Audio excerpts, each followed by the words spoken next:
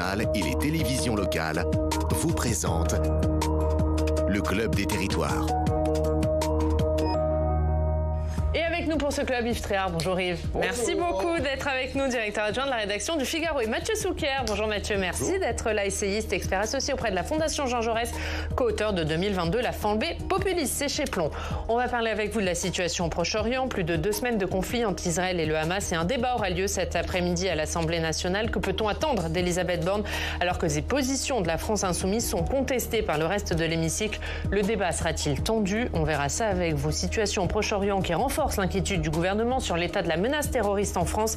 Gérald Darmanin se montre ferme, très ferme, sur le sujet, sur les mesures qu'il veut rajouter dans le projet de loi immigration pour y faire face et mieux expulser les radicalisés. Alex, hier, il a donné une grande interview au JDD. On verra ça. Et oui, le ministre de l'Intérieur qui continue d'envoyer des signaux à la droite pour essayer de faire adopter ce texte immigration. Gérald Darmanin, fait-il trop? Ce sera le second débat du club. D'abord, on regarde l'actualité dans nos régions.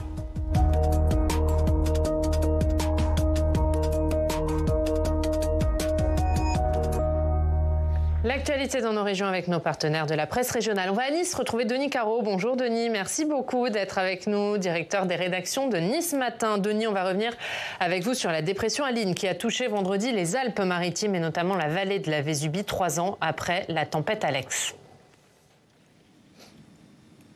Oui, bonjour Ariane, bonjour à tous. 3 jours après le passage de la tempête Aline, la situation est très contrastée selon les secteurs et les vallées touchées. La vallée de la Roya, qui avait été très durement touchée par la tempête Alex en octobre 2020, a été plutôt épargnée, a plutôt bien résisté. Alors c'est beaucoup moins le cas de la vallée de la Vésubie et notamment à Saint-Martin, où les dommages sont très importants. Christian Estrosi, le président de la métropole, parle même ce matin dans nos colonnes de cataclysme au Boréon. Le Boréon, c'est une zone qui est située au-dessus de Saint-Martin-Vésubie. La montagne est tombée, tous les arbres sont abattus, nous explique-t-il.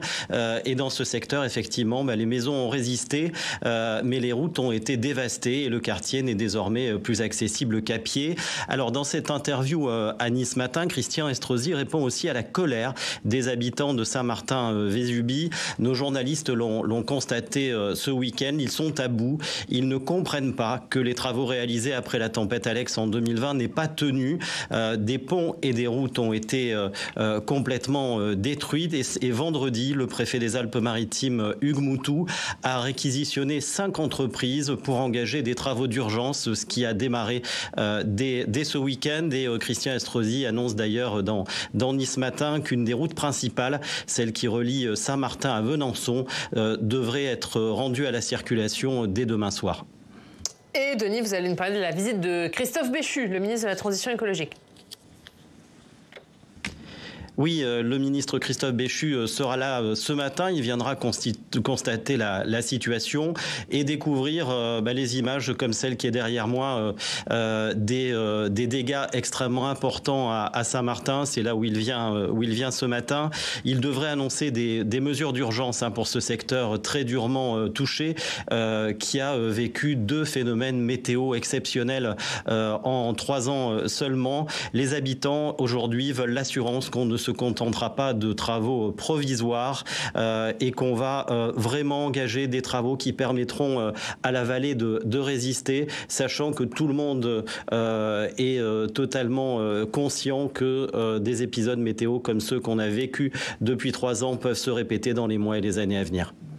Merci beaucoup Denis d'avoir été avec nous. La une de Nice Matin, vous en avez parlé. Les réponses de Christian Estrosi après la tempête Aline et puis votre dossier du jour sur la fin des voitures pas chères. Merci beaucoup Denis Caro d'avoir été avec nous. On va passer au premier débat de ce club. On va parler de Gérald Darmanin. Gérald Darmanin qui hier dans le JDD a continué d'envoyer des signaux à la droite pour faire adopter sa loi immigration. Oui, des signaux à droite, d'abord par le choix du journal dans lequel il s'exprime. C'est la première fois qu'un ministre de son rang faisait la une du journal du dimanche depuis que Geoffroy Lejeune, ancien directeur de Valeurs Actuelles, en a pris la tête cet été. Le ministre de l'Intérieur, Gérald Darmanin, a accordé une interview fleuve sur 3 pages pleines pour expliquer l'intégralité de son projet de loi immigration qui sera débattu au Sénat début novembre. Et il ne manque pas de qualificatifs pour faire l'éloge de son texte. Je le cite, c'est le texte le plus ferme avec les mesures les plus dures depuis ces 30 dernières années.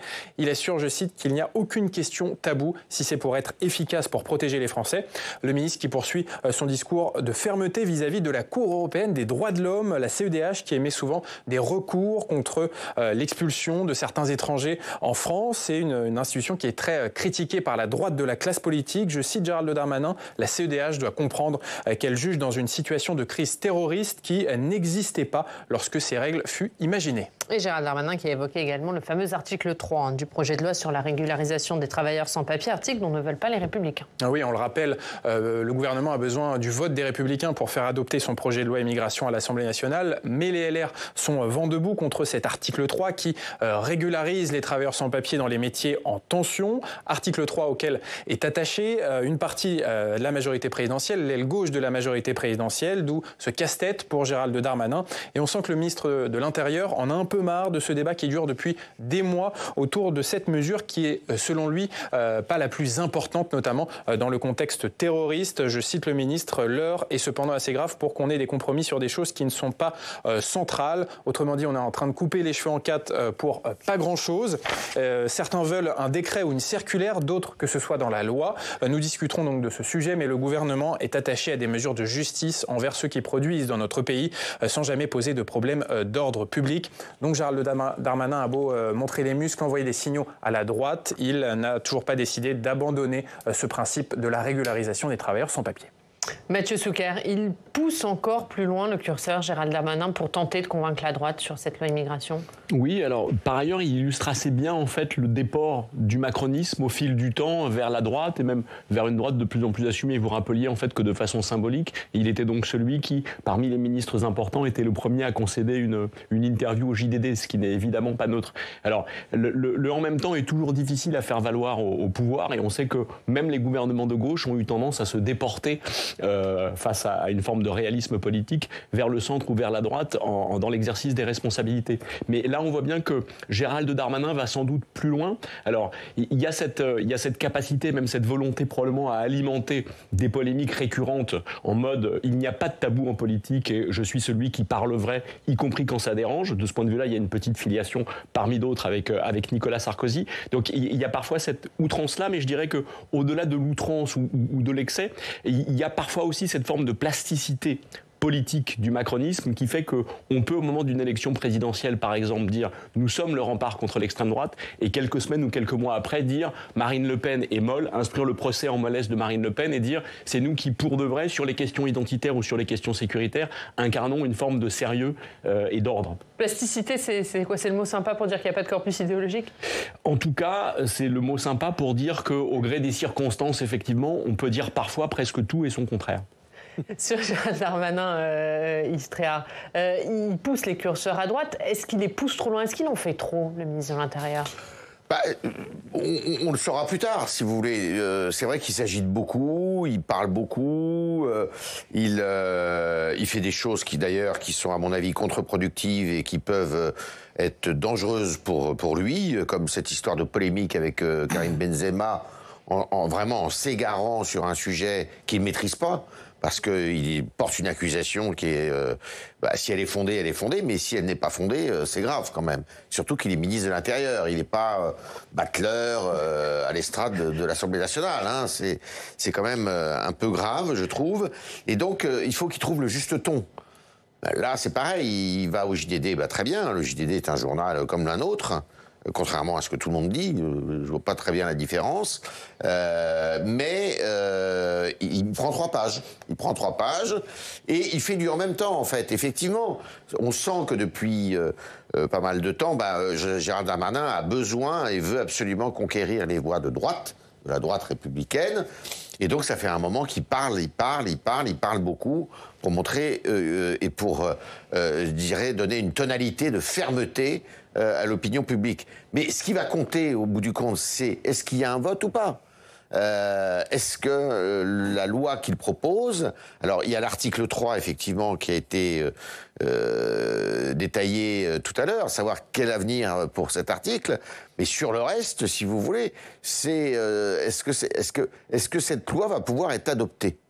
C'est toute la question, avec ou sans 49.3, avec l'accord d'une partie de la droite, sans diviser la majorité, parce que la majorité, on le sent, est assez fragile et précaire sur ce front-là. Donc, on le saura plus tard. Moi, c'est à ça que je jugerai, si vous voulez. Après... Oui, et Gérald Darmanin, qui est à la recherche d'une majorité, il redit hier dans le journal du dimanche, tous ces textes ont été adoptés sans 49.3. Est-ce que là, les affaires se compliquent ? Alors, assurément, compte tenu du contexte politique qui est le nôtre. Gérald Darmanin fait le pari d'être l'héritier du macronisme et de pouvoir être potentiellement le candidat de la majorité présidentielle dans 4 ans, d'être l'héritier du macronisme en étant en réalité l'héritier du sarkozysme, parce que c'est quand même avec cette histoire-là que son identité politique tâche de renouer. Une très grande fermeté sur les questions régaliennes, et 2, une fibre sociale qui fait écho à ce que disait Nicolas Sarkozy en 2007, identité nationale d'un côté, pouvoir d'achat de l'autre, avec le fameux travailler plus pour gagner plus. Donc c'est ça précisément en fait le sillon que tente aujourd'hui de creuser Gérald Darmanin. Encore une fois, on est dans une équation politique très différente de ce que pouvait être la situation d'il y a une quinzaine d'années. Alors avec le calcul quand même que l'opinion s'est droitisée, que même une partie de la droite s'est extrême droitisée, et que pour franchir le mur du son et pour être politiquement audible, il faut en réalité pousser les curseurs le plus loin possible. Voilà. Mais encore une fois, ça correspond pour partie à des attentes de l'opinion, dont une partie, effectivement, s'est droitisée, mais on est dans un contexte aussi où la demande de tempérance, la demande d'écoute, la demande de nuance est de plus en plus grande. Il y avait, par exemple, en 2017, une très forte demande de radicalité dans le paysage, dans l'opinion publique, qu'une Marine Le Pen ou qu'un Jean-Luc Mélenchon avaient tenté de capter. On n'est plus exactement, en fait, dans la même histoire aujourd'hui. Et donc, voilà, les propos radicaux, que ce soit parfois chez la France Insoumise ou de l'autre côté avec Éric Zemmour, on a vu en particulier que ces derniers mois, ça ne recueillait plus le même écho positif qu'auparavant. Donc la stratégie de Gérald Darmanin n'est pas forcément la bonne. Elle est assurément risquée. Ouais. On considère qu'elle est assurément risquée. En tout cas, elle n'est pas une garantie de résultat en la matière. En particulier parce que le partenaire de droite, celui qui aurait dû être le partenaire légitime depuis un an, en fait, n'assume pas ce positionnement-là, considérant que sa survie politique précisément passe par une opposition avec la majorité présidentielle. Alors que sur le fond, objectivement, on avait compris quand même que, alors que Emmanuel Macron s'était fait élire par les voix de centre-gauche en 2017, il s'est clairement fait réélire en 2022 par les voix de droite, en ayant siphonné le programme et l'électorat de Valérie Pécresse. Alors, il y a une chose qui est quand même très importante, que dans le contexte actuel, et qui est un contexte quand même assez anxiogène, avec une demande quand même d'une majorité de la population de sécurité, de protection, tout ça. Si jamais cette loi, ce projet de loi, n'est pas adopté, c'est une catastrophe pour la majorité. C'est une catastrophe. Pour le président de la République, il n'a pas le droit de se représenter. D'accord ? Mais d'abord, ça porte un coup quand même à son autorité pour la fin de son quinquennat. Et deuxièmement, ça dit rien de bon pour ceux qui veulent et qui voudraient lui succéder dans cet axe central qui est assez flou d'ailleurs, et pour ceux qui au gouvernement songent à lui succéder, comme Darmanin, comme Le Maire, comme d'autres, ça serait vraiment une gifle. Et une gifle qui serait évidemment très profitable à beaucoup d'autres, et notamment à Marine Le Pen. Ça tient aussi au fait que Gérald Darmanin aurait dû être l'homme fort de cette rentrée, ou prétendait être l'homme fort de cette rentrée. Or, les choses sont en réalité un peu plus compliquées. Alors d'abord parce que son bilan de ministre de l'Intérieur, au cours des derniers mois, n'a pas été si brillant que cela, toujours en matière de maintien de l'ordre. On se souvient en particulier d'une finale de football qui avait considérablement dégénéré, et qui fait qu'aujourd'hui, dans les enquêtes d'opinion, une majorité de Français s'inquiètent précisément des questions de sécurité au moment de l'organisation des JO. Donc on voit bien que la maison ne semble pas, aux yeux de tout le monde, du plus grand nombre, parfaitement tenu de ce point de vue-là. Donc, et même, je dirais qu'il y a un contraste assez saisissant entre cette rentrée, entre la façon dont Gérald Darmanin était censé occuper le terrain, avec une rentrée politique, une réunion politique qui a été en fait totalement phagocytée par Elisabeth Borne. Quoi qu'on pense d'Elisabeth Borne, ça n'est pas un grand animal politique, et pourtant, elle est venue en quelques minutes de discours torpiller la rentrée politique de Gérald Darmanin, là où, à l'inverse, un Gabriel Attal, par exemple, semble surfer une vague extrêmement favorable depuis quelques semaines. Donc le Gérald Darmanin n'est en tout cas pas dans la séquence l'homme ultra fort du gouvernement comme il prétendait l'être. D'où sa volonté de Gabriel Attal, ça c'est clair. D'où sa volonté de s'afficher, d'être sur tous les fronts. Oui, alors non, mais depuis le début de toute manière. Mais le problème, si vous voulez, c'est qu'il est sur des fronts qui sont des fronts délicat. Gabriel Attal aussi, mais Gabriel Attal, ce qui est intéressant, c'est que Gérald Darmanin a été retenu par la Première ministre qui a essayé de lui compliquer un peu la tâche, et que Gabriel Attal, au début, souvenez-vous de ce qu'on disait, on disait finalement le président de la République va vouloir être lui-même le ministre de l'Éducation, il ne va pas laisser de place à Gabriel Attal. Et Gabriel Attal a réussi à trouver une ouverture, notamment avec la baya, si vous voulez, à l'interdiction de la baya dans les écoles, qui ne requérait pas de loi, rien, simplement une circulaire. Il a réussi à s'imposer là-dessus, et puis à faire 2 ou 3 apparitions médiatiques qui, je crois, ont porté. Et voilà, donc Gabriel Attal a réussi à se faire une place quand même. Pour une raison simple, c'est-à-dire qu'Attal a cherché des points de consensus en réalité. Voilà. Sur la baya, sur l'uniforme, sur les savoirs fondamentaux, etc. Là où précisément Gérald Darmanin fait le choix tactique inverse d'être sur des sujets clivants, de parler d'écoterrorisme, de parler de la CEDH en des termes qui effectivement questionnent à tout le moins, d'aller sur les terres du Rassemblement national. Donc précisément, on n'est pas du tout dans le même choix. Mais est-ce que sur un texte comme l'immigration, il peut rassembler? Est-ce qu'il ne paye pas ce que vous appeliez tout à l'heure la plasticité, à savoir qu'on a un texte en même temps, un peu de droite, un peu de gauche, et que du coup c'est difficile de tout concilier dans un même texte? Oui, j'y ajouterais même une forme de responsabilité. Il y a la tentation quand même de porter cette question migratoire de façon clivante, alors même que précisément nous aurions besoin de l'aborder de façon la plus rationnelle, la plus nuancée et la plus documentée possible. Or, on voit bien que la classe politique a sur ce sujet-là en réalité du mal à faire preuve d'esprit de responsabilité et de tempérance. Encore une fois, sur la question migratoire, qui désormais dans la bouche de plus en plus nombreux leaders politiques est confondue avec la question identitaire et la question sécuritaire, nos grands démographes ou nos grands spécialistes du sujet ne parlent pas de subversion migratoire. Au contraire, je pense à François Héran ou à Hervé Lebras. Les uns et les autres, en fait, appellent à une forme de mise en perspective en considérant que sur la question migratoire, on est loin d'un certain nombre de nos partenaires, Allemagne en tête. Voilà. Il n'y a pas de subversion migratoire. Et pourtant, il y a un débat politique, un débat public qui est largement pollué par un certain nombre si ce n'est de fantasmes, en tout cas d'instrumentalisation, de préjugés. Donc pour vous, le contexte actuel ne pousse pas forcément Gérald Darmanin à plus de fermeté, c'est son choix? Il y aurait eu quelque chose de tout à fait responsable à dire nous avons un débat sur l'immigration et nous adoptons une nouvelle loi sur l'immigration après, par exemple, une convention citoyenne sur le sujet. C'est-à-dire la capacité que nous donnerions à l'opinion publique dans son ensemble de s'en saisir de la façon la plus rationnelle et la plus documentée possible. Oui, sauf que le débat politique n'est jamais rationnel. Un débat politique n'est jamais rationnel et je crois que les démographes peuvent dire ce qu'ils veulent. L'opinion publique ne peut pas, aujourd'hui, me semble-t-il, n'est pas dans une humeur telle qu'elle peut suivre ces démographes-là. Le discours sur « on a besoin d'immigration » ne passe pas. Ça ne peut pas passer. Et c'est normal d'ailleurs, parce que le curseur, il n'est pas là, et le débat, il n'est pas là-dessus. Il n'est pas sur « on a besoin d'immigration ». Pas du tout. Il est, et l'actualité le montre, il est sur la crainte de nombreux Français de se voir déposséder culturellement des valeurs et des piliers de leur pays. Il est là le sujet.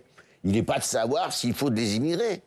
C'est pas le sujet, ça. On n'est plus en 1980, on n'est plus du tout dans ce contexte-là. On est dans le contexte où il y a eu l'histoire du voile à l'école, il y a eu l'histoire de la baya, il y a eu l'histoire de ce que Gilles Kepel appelle le djihadisme d'atmosphère, c'est-à-dire une espèce d'entrisme culturel de l'islam en France, qui se double en plus d'actes assassins, comme on a pu le voir, avec grande surprise quand même. On ne pensait pas que ça serait aussi rapide après ce qui s'est passé au Proche-Orient, qui est un attentat et un meurtre et un assassinat de la sorte. Donc je pense qu'il est là, le sujet. Et tout le monde s'en rend compte. Et c'est pour ça, d'ailleurs, que Jean-Luc Mélenchon, à l'intérieur même de son parti, est contesté. On va en parler. C'est quand même une première. Parce que l'islamo-gauchisme qui était, peu importe la formule, l'islamo-gauchisme qui était reproché à la France insoumise, qui manifestait tout à fait ouvertement pour défendre les femmes voilées en 2019, au mois de novembre 2019, aujourd'hui, la même manifestation n'a plus le même écho à l'intérieur même du parti. Ça veut dire qu'il y en a bien quelques-uns, beaucoup même, qui sentent qu'ils font fausse route. On va y venir justement à Jean-Luc Mélenchon. Jean-Luc Mélenchon qui a publié un tweet très controversé hier en réaction à la visite au déplacement de Yael Braun-Pivet en Israël. Madame Braun-Pivet campe à Tel Aviv pour encourager le massacre. On va écouter ce matin la réaction de Yael Braun-Pivet. Elle était l'invitée de la matinale de France Inter. Connaissant un peu Jean-Luc Mélenchon, je suis convaincue qu'effectivement le mot camper n'a pas été choisi par hasard et que le fait que je favorise les massacres, c'est à nouveau une nouvelle cible qu'on me met dans le dos. Je suis désolée, mais je suis très choquée, en fait. Je suis navrée. Voilà, on sent l'émotion, la forte émotion d'Yael Braun-Pivet. Jean-Luc Mélenchon me met une cible dans le dos. Elle peut être émue, parce que c'est odieux ce qu'il a dit. C'est odieux ce qu'il a raconté. Odieux. Vous avez oublié de signifier que Mme Braun-Pivet a des origines juives. C'est odieux ce qu'il a dit. Il est actuellement dans un pari que j'ai appelé dans l'éditorial du Figaro ce matin, dans un pari honteux et extrêmement dangereux. Extrêmement dangereux. Il fait le pari d'aller gagner un électorat sensible aux questions, à la question islamique, qu'il a gagné en partie d'ailleurs à l'occasion des élections législatives et de l'élection présidentielle de 2022. Et il fait le pari qu'il y a encore beaucoup d'abstentionnistes et ces abstentionnistes partagent ces mêmes opinions-là. Sur un plan purement statistique et arithmétique, il a peut-être pas tort, hein, mais sur le fond, c'est quelque chose qui est absolument abject. Il nous fait exactement ce qui était reproché à Jean-Marie Le Pen il y a 30 ans. On va revenir là-dessus, juste la phrase de Yael Braun-Pivet qui est très forte, qui accuse Jean-Luc Mélenchon de lui mettre une cible dans le dos. En même temps, on voit bien quand même les réactions suscitées par le tweet de Jean-Luc Mélenchon hier. C'est-à-dire que depuis 10 jours ou 15 jours, on a une classe politique qui, de façon unanime, dit « Attention à ne pas importer sur notre sol ce qui se passe au Proche-Orient ». Donc, soyons tous collectivement le plus responsables possible et à la hauteur de l'événement. Or, on voit bien que, précisément, une déclaration comme celle-ci met de l'huile sur le feu dans un pays, la France, où la communauté juive est la plus importante d'Europe et où, précisément, la communauté musulmane elle-même est aussi la plus importante d'Europe. Donc, on peut avoir, sur notre sol, à l'aune d'une telle actualité internationale, un certain nombre de frictions, de tensions et même de violences. Donc, le rôle de la classe politique, précisément, est d'apaiser et de donner du sens à la séquence. Parce que la séquence est complexe, donc, précisément, ce qu'on doit avoir, c'est un débat politique, un débat public qui, là encore une fois, est responsable et serein. Or, on voit bien que si on dit souvent qu'on doit protéger nos enfants des réseaux sociaux et des dégâts des réseaux sociaux, là, on a vraiment le sentiment que c'est la classe politique dans son ensemble qu'il faut protéger des réseaux sociaux. Comment une déclaration de cette nature, en fait, peut produire de tels résultats? Et on arrive effectivement à ce que Yves Tréhard qualifiait de front renversé. C'est-à-dire qu'on a Jean-Luc Mélenchon, dont je rappelle qu'il était par exemple ministre de Lionel Jospin en 2002. Jusqu'en 2002, on a Jean-Luc Mélenchon qui aujourd'hui capte insidieusement une critique en antisémitisme, là où de l'autre côté de l'échiquier politique, on a aujourd'hui une extrême droite qui est passée précisément de l'antisémitisme de Jean-Marie Le Pen, un antisémitisme de calembour, mais qui était un antisémitisme organique. On est passé de ça à un soutien inconditionnel à Israël. Et on a du coup une extrême droite qui fait la leçon à une partie de la gauche. Bien sûr qu'il y a toujours eu une part d'antisémitisme et d'antisionisme à gauche, mais historiquement tout à fait résiduel, existant mais tout à fait résiduel. L'antisémitisme, il était évidemment organiquement d'extrême droite. On n'en est plus là. On a une Marine Le Pen qui, du coup, se permet de faire la leçon à l'ensemble de la classe politique sur ce sujet-là. Avec, là encore, l'aide... Alors, il y a sa stratégie à elle de dédiabolisation depuis de nombreuses années. Là encore, avec le renfort incongru et inattendu d'Éric Zemmour, qui est quand même celui qui, depuis un an, incarne la figure du juif pétainiste ou du juif qui réhabilite, voire même admire Philippe Pétain. Ouais, mais pour aller dans le sens de ce que vous dites, on avait Jean-Philippe Tanguy qui était notre invité, le président délégué du groupe Rassemblement National à l'Assemblée, qui accusait Jean-Luc Mélenchon il y a quelques minutes de faire de l'antisémitisme d'atmosphère. Oui, c'est une expression effectivement qui est grave hein, quand même, mais on peut l'interpréter comme ça, parce que c'est vrai qu'en plus le choix du vocabulaire, Madame Braun-Pivet a relevé l'usage du mot camp, On voit très bien à quoi fait référence, évidemment, malheureusement et tristement. Mais pour vous aussi, il n'a pas choisi au hasard ce mot, c'est ce que dit Yael Vous savez, Braun-Pivet. avec Mélenchon, rien n'est au hasard. Hein. Jean-Luc Mélenchon a beau être un tribunicien qui s'emporte, qui a des emportements, mais ce sont souvent des emportements qui sont calculés, qui sont réfléchis. Il n'est pas à l'abri d'une énorme bourde. Il est non, oui, c'est vrai. Personne ne l'est. D'ailleurs, tout le monde, hein, personne.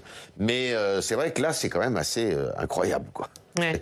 Incroyable. Et il persiste d'ailleurs aussi à considérer que le Hamas n'est pas un mouvement terroriste, alors que il est inscrit justement sur tous les fichiers comme un mouvement terroriste. Ouais, La question, c'est jusqu'où va la stratégie de conflictualisation, Voilà. en fait, même pas seulement de la France insoumise, quand même, en fait, de Jean-Luc Mélenchon lui-même. Ouais. Là, pour le coup, il y a une dérive qui paraît être une dérive individuelle. On avait déjà abordé la semaine dernière, quand même, le fait que, pour la première fois, émergeaient des divisions explicites au sein de la France insoumise, avec une minorité de plus en plus importante parmi ceux qui contestent et les propos de Jean-Luc Mélenchon et le fonctionnement démocratique, adémocratique, antidémocratique du mouvement, en réalité, ça monte. Et encore une fois, moi, je ne suis pas sûr que tout ça ne finisse pas par s'accumuler sous forme de sparadrap, et de sparadrap indécollable quand même pour Jean-Luc Mélenchon. Mais est-ce que là, il est en train de chercher la diabolisation, lui, à contrario?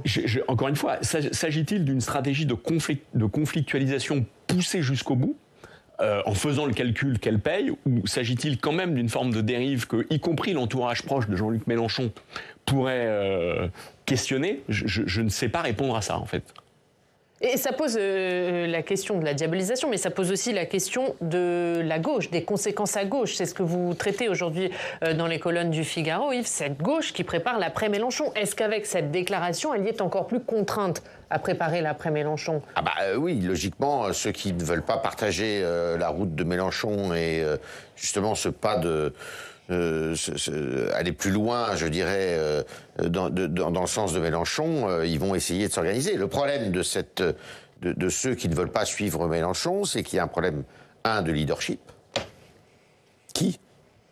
et de ligne programmatique aussi, parce que on va pas se cacher, on va pas se voiler la face. Pourquoi ceux qui à gauche, depuis le début, ne veulent pas suivre Jean-Luc Mélenchon, n'arrivent pas à émerger? C'est Madame Delga, Madame Hidalgo, Monsieur Cazeneuve. Ils se rassemblent, ils s'expriment, y compris dans les médias, mais ils sont pas audibles. Enfin, je veux dire, ça bouge pas, ça marche pas. Y compris François Hollande. François Hollande, pareil. Alors, il y a le côté usure du pouvoir, pour François Hollande en tous les cas, ça c'est manifeste. Et puis le fait qu'il n'ait pas vraiment brillé à l'Élysée, ça c'est la première des choses. Mais il y a une deuxième chose, c'est qu'il y a beaucoup d'électeurs de cette social-démocratie qui est partie chez Emmanuel Macron. Alors même en dépit de la droitisation du discours de M. Macron, eh bien, ils sont restés là. Vous le voyez, hein, il y en a quand même beaucoup. Et donc, c'est pour ça qu'aussi, Jean-Luc Mélenchon avait choisi ce raidissement, qui d'ailleurs lui va assez bien au teint, hein, on va pas le cacher. Mais est-ce qu'il y a un espace encore aujourd'hui, justement, pour une social-démocratie, enfin, à une gauche de gouvernement? Tout comme d'ailleurs, y a-t-il un espace, on le voit à droite, entre Marine Le Pen, avec une forme de populisme qui est le sien, et Jean-Luc Mélenchon et Emmanuel Macron. On voit bien que les LR ont bien du mal à se faire une place au soleil. Hein. Mathieu Souker, est-ce que pour vous, la gauche est en capacité de passer à l'après-Mélenchon? Alors, ces espaces politiques, à gauche comme à droite, existent en réalité. Mais ça, ils existent tout à fait. Je pense que à gauche comme à droite, il y a eu un travail insuffisant en matière d'inventaire de ce qui a été fait ou pas fait quand la gauche était au pouvoir, mais ça vaudrait aussi pour la droite républicaine. Et par ailleurs, aucun travail programmatique pour la suite. Je pense que ce sont effectivement des partis politiques qui sont morts de ne pas avoir suffisamment travaillé et suffisamment travaillé sur eux-mêmes. Mais par ailleurs, au-delà en fait de la division que ça a introduit une nouvelle fois à gauche, je pense que ce qui se passe autour de Mélenchon est plus large et plus grave que ça. Là, par exemple, on doit avoir cet après-midi un débat à l'Assemblée nationale sur la situation au Proche-Orient. Et on voit bien que, pollué par un certain nombre de considérations politicienne, ce débat risque de ne pas être à la hauteur de ce qu'il devrait être. Comme disait Ruffin la semaine dernière de Jean-Luc Mélenchon, on n'est pas à la hauteur en fait du moment. Et c'est, je dirais, la classe politique dans son ensemble ou à peu près qui n'est pas à la hauteur de l'événement. LR, depuis quelques jours, sur le conflit israélo-palestinien, n'est pas non plus à la hauteur de l'événement. Le soutien inconditionnel à Israël et la proposition de supprimer les aides au développement, le soutien de l'Union européenne à la Palestine, etc., n'est pas non plus à la hauteur de l'événement. On ne punit pas un peuple à l'aune précisément d'un acte terroriste particulier. Donc, et avec ce que je vous disais de l'extrême droite elle-même qui est à front renversé, on voit bien qu'on est collectivement totalement déboussolé. Et on suivra évidemment ce débat à l'Assemblée cet après-midi. On en reparlera demain. D'abord, on regarde ce qu'elle a une de nos quotidiens régionaux.